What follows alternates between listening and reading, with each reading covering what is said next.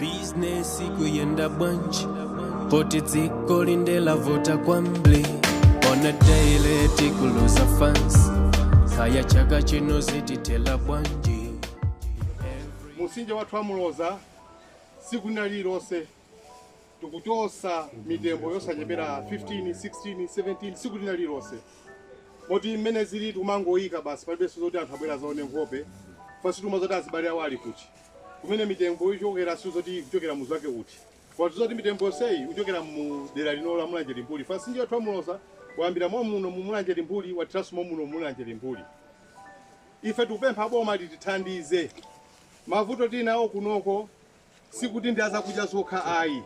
tindi abale ena omwe ali malo kuti sakutha kufikiridwako kudera kumene alikonso ali ndi anthu ovulala oyenera kuti akanyamulidwe kudera kumene kwapititsidwe mzipatala. Chikufunikira mwansanga kuno ndi helicopter ibwere kuti izatithandizire mavuto ngati awa tokha singakwanise. Apolisi kwayimbira foni sakuyankha mafoni athu tikumamva tikumalawi kuno kuli ame sikuoneka pena palipose. Mavuto ngati awa bweza asilikali akutithandizira phindu lake ndiliti kuti azipita ku DRC dziko la ine yake kukamenyera nkhondo koma kukanika kumenyera nkhondo kwa abale awo a Malawi. Apa ife anthu akumulanje Limbuli ndife okwiya kwambiri ndife okhumudwa kwambiri kati dziko lino lili ndi boma litumize helicopter kuno Mulanje Limbuli izapulumuse anthu. Ife tatopa kwambiri akwaku tenti nyamule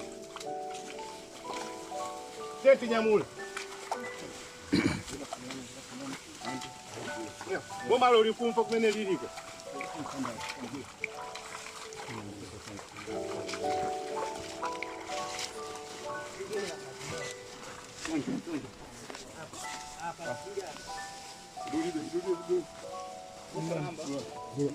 plastic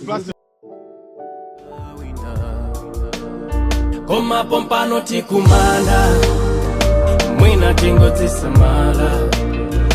posachedwa kuwala